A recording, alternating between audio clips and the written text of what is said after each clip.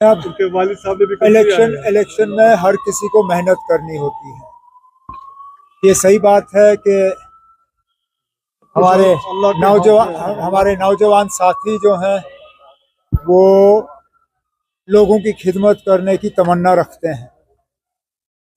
लोगों की खिदमत करने का जज्बा इनको विरासत में मिली है, लेकिन ये भी जानते हैं कि इलेक्शन में जीतने के लिए तो सबसे पहले अल्लाह ताला की मंजूरी होनी चाहिए। उसके बाद इन्हें वोटरों को मुतमईन करना होगा कि आगे जाके अगले 5 साल के लिए एमएलए के तौर पे ये लोगों की नुमाइंदगी करेंगे, खिदमत करेंगे। और जो खासकर पिछले 6-8 सालों से जो जम्मू कश्मीर की हालत जो है दिन ब दिन और ख़राब होती गई, उसको दुरुस्त करने में ये कोई कसर बाकी नहीं रखेंगे। 5वीं पीढ़ी है अपने खानदान के जो इलेक्शन लड़ रहे हैं, चौथी।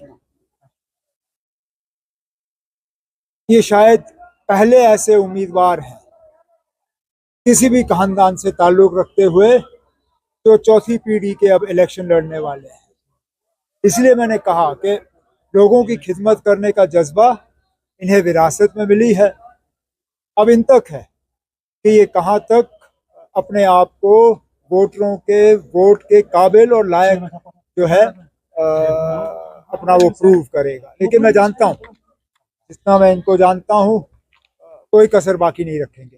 उमर साहब, आप ये बताइए, कल आपने सुना होगा कि कुछ हुज्जत लीडरान जो है उन्होंने ज्वाइन किया है, पीडीपी को ज्वाइन किया और ये कहा कि आइडियोलॉजी मेल खाती है। दैट मींस आपको लगता है कि सेंस प्रूव दैट जब 2002 में पीडीपी आई थी तो शायद आजादी के बाद मैं इसमें नहीं जाऊंगा। आइडियोलॉजी बदलती रहती है। अब इलेक्शन आए हैं, वो इलेक्शन लड़ने के लिए तैयार है।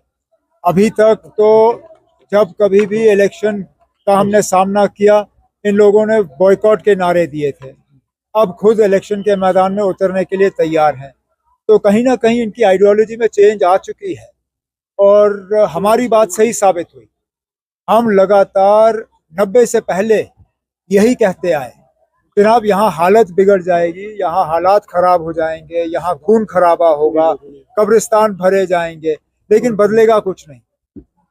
जम्मू कश्मीर को ये यहाँ से अलग नहीं कर सकेंगे। और हमें उस चीज़ के लिए न सिर्फ ताने दिए गए, बल्कि हमारे साथियों को निशाना बनाया गया। बंदूकों का निशाना नेशनल कॉन्फ्रेंस की तरफ था। आज हमारी बात सही साबित हुई।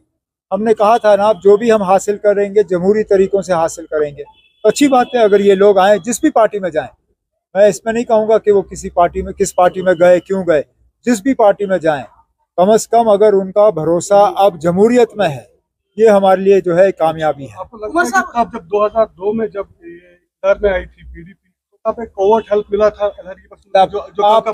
आप क्यों ना हमें इस झगड़े में उलझाने की कोशिश कर रहे हैं। आपकी ये कोशिश है कि कहीं ना कहीं मैं ये कहूँ कि पीडीपी और इन लोगों का उस वक्त भी जो है एक संबंध है। मैं ये आज कहने के लिए तैयार नहीं। पीडीपी ने उस वक्त इलेक्शन लड़े, आज फिर इलेक्शन लड़ रही है, अच्छी बात है। आपका मैनिफेस्टो हमने देख लिया है, तो उसमें शराब की दुकानों को लेकर यहाँ पे जो शराब की दुकानें खोली गई, उसका नेशनल कॉन्फ्रेंस का क्या स्टैंड रहेगा? आप हुकूमत आने दीजिए। हमने पहले ही कहा है कि अंधाधुंध जो इन्होंने खोलने का काम किया है उस पर रोक लगनी चाहिए और इसको रिव्यू किया जाना चाहिए।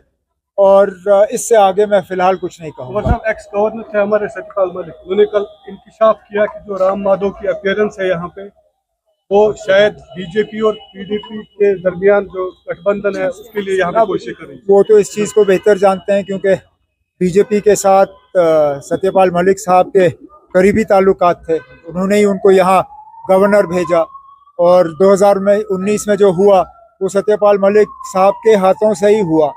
अब राम माधव साहब यहाँ क्यों आए, किस लिए आए, ये मैं नहीं कह सकता हूँ। ये जवाब तो बीजेपी ही दे सकती है। लेकिन इसमें कोई दो राय नहीं है कि अगर किसी एक पॉलिटिकल पार्टी के साथ राम माधव साहब के अच्छे ताल्लुकात हैं, वो पीडीपी है। क्योंकि राम माधव साहब ही जिम्मेदार थे उस वक्त पीडीपी और बीजेपी को एक प्लेटफॉर्म पे लाने की। अलायंस उन्होंने कराया, शायद इसलिए उनको दोबारा वापस लाया गया है। कोशिश करेंगे अलायंस कराने की। पहले तो उन्हें सीटें मिले, फिर हम बात करें।